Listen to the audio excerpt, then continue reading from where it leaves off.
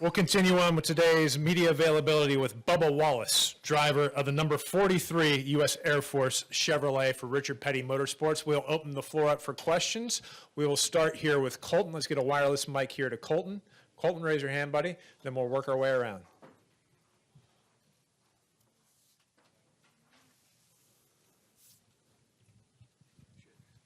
Colton Wood, Florida Today. Bubba, obviously the start of this season was probably the highlight of your season so far.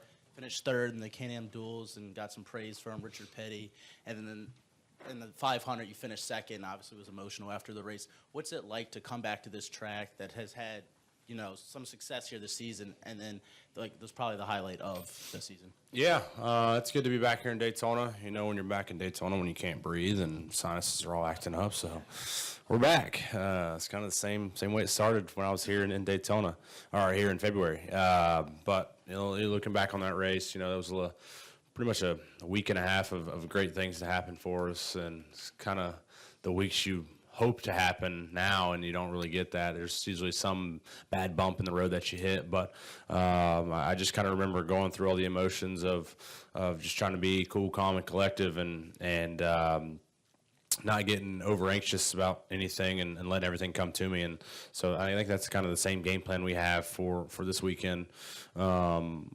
Is just let it all come to us, try to survive. I mean, we had three close instances, close calls in the 500 where we should have been on the hook and wadded up, but it just didn't happen. So hopefully we can have that same amount of luck and good grace on our side to continue to press on and set ourselves up for a good finish at the end.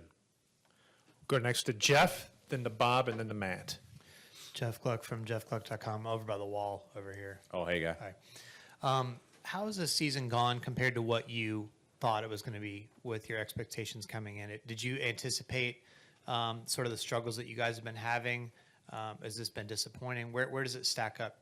I think we're a little bit behind of where we want to be, but I don't think we had an exact clue of what to expect with everything that went on into the offseason.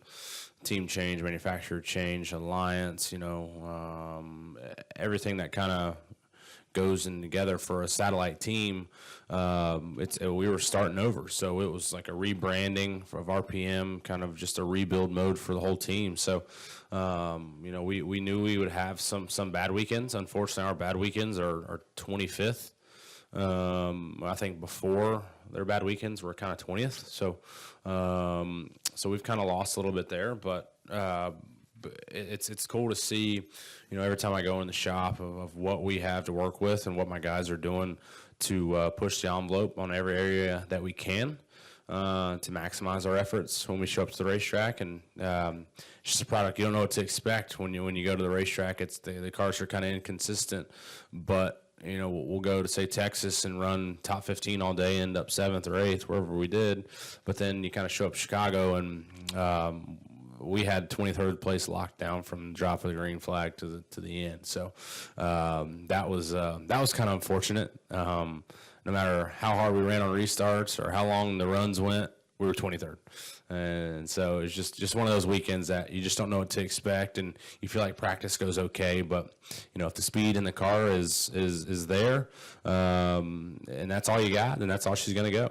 So I mean, I've had instances. Go back to Texas where we restarted 4th on that final restart, and you know, we talk about how the air is, you know, much cleaner up there and whatnot.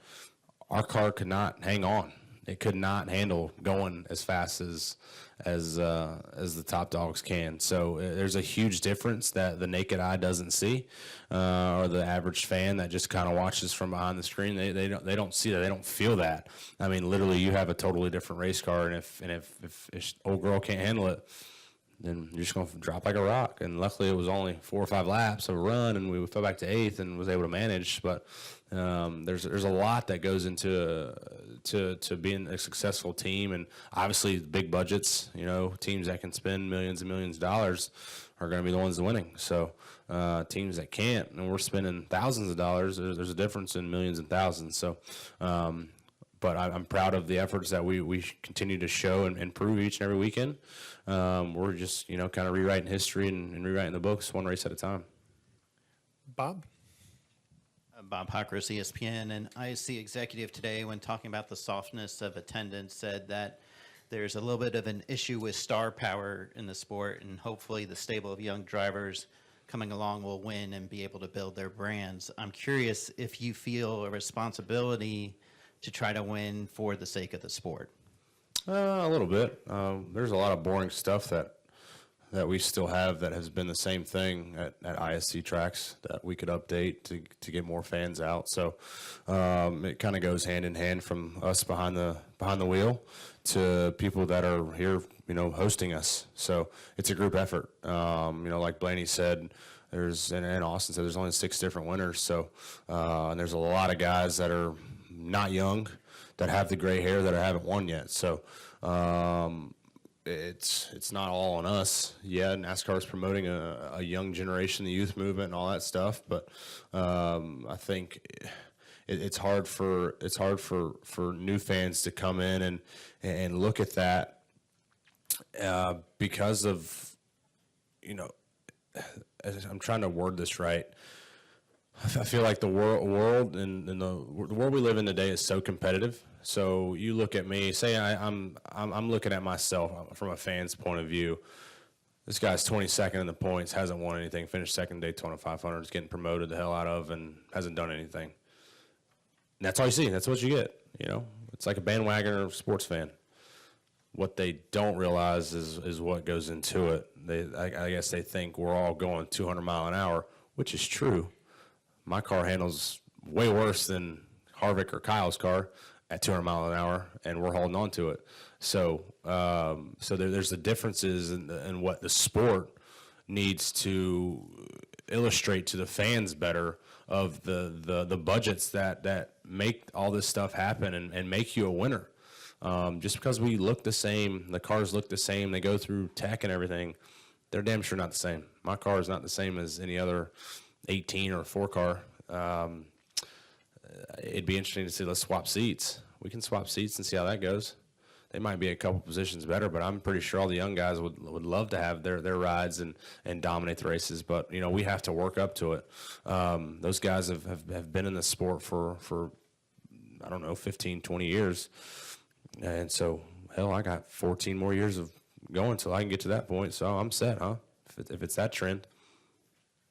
Go next to Matt, the gentleman in the blue, and then to Jamie. Matt Weaver, AutoWeek.com.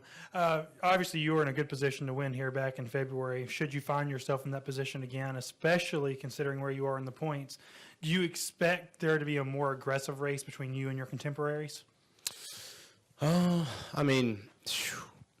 remember firing off on that last restart and just kind of trying to mind my own business and know what was the last restart? 3 laps? 2? Was it green, white, checkered? I don't know. Hell, that's still an hour racing. We can wad them up going into 1. And so it's like, God, I just hope I survive. So I think the biggest thing is damn, making sure you're in turn 3 coming to the checker. That's what you're really setting yourself up for. We always say set ourselves up for the end or the last 2 or 3 laps. Shit, we can wad them up quick and in a hurry. So, for me, I'm just going to try to miss everything that happens, and it's going to happen. Maybe not as big as the 500, maybe a lot worse than the 500. Just hopefully we steer clear of it. But really, I can't answer that question truthfully and fully until we're entering turn 3, coming to the checker. Respect go out the window on that last corner, trying to go in. Yeah. You got to do everything you can to win. Hell, look at last weekend. Respect was thrown out the window, and it ended up being a pretty cool race. So you got to do what you got to do to win. Go to the gentleman in the blue, and we'll finish with Jamie. Hey, Bubba. How you doing? Yeah. How would you describe what the Coke Zero Sugar 400 means to NASCAR and the season as a whole? And secondly, how would you describe the fans that come here to watch you guys in Daytona? Yeah, no shit. I thought you were like Ryan Seacrest for a second. I'm sorry. I don't make nearly as much money as him. He has better hair. Sorry, ask that again. I forgot. Let's start over. Pat Welter, News 13, not Ryan Seacrest. How would you describe this race, the Coke Zero Sugar 400, what it means to the sport, and also what the fans are like here at Daytona? Yeah, I remember coming down here 2000. 2010. I was racing legend cars down in Auburndale, or may have been Orlando then. I can't remember. But having to drive up here for this was like the 500 weekend, driving up here for an appearance or something, and doing some stuff with NASCAR. And I remember just, holy cow, this place is awesome.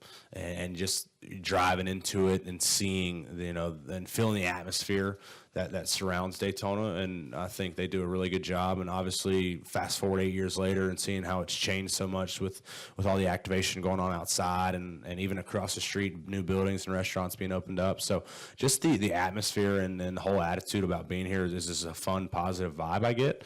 And then, with the Great American Race in February and then following it up with the Coke Zero Sugar 400, it's a huge race for all of us. It's a wild card race. So we know that, anybody that enters the race has a chance to win.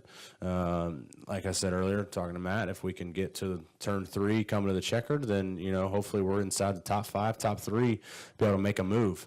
Or you can be like Austin and dump the guy going into 3. But there's just a lot of factors that go into it. So every race is big for us, and even being on the sport's biggest stage, we continue. You're not going to change your attitude, anything, or do anything different.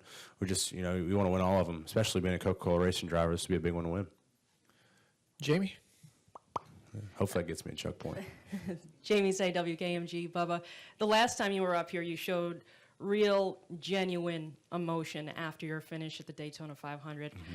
I'm just wondering, will you be able to hold it in if you get it done and end up in victory lane this weekend? And I'm wondering if you got any feedback from the last time you were up on that podium. Now, I probably sing boring as hell right now because I'm not crying and putting on a show and hugging my mom and all that foo-foo stuff. But Amanda and I, we had dinner with Drew, my crew chief, and his fiancee Lori last night, and he was like, man, both times I've won here, I went straight back to the room and went to sleep. So that ain't happening if it happens Saturday. So there's going to be a lot of emotion. You'll probably see my guys come in like Clint's guys did at Michigan, spraying Coke or any other beverage around, making you guys all feel a part of the celebration. But I don't know. I think about winning all the time, and I think that's what drives all of us. Once you kind of lose the dreaming about winning and then sitting there, in interviews watching these old races and like, damn, that'd be cool to win. Do all that stuff. As soon as you lose that, then you're out.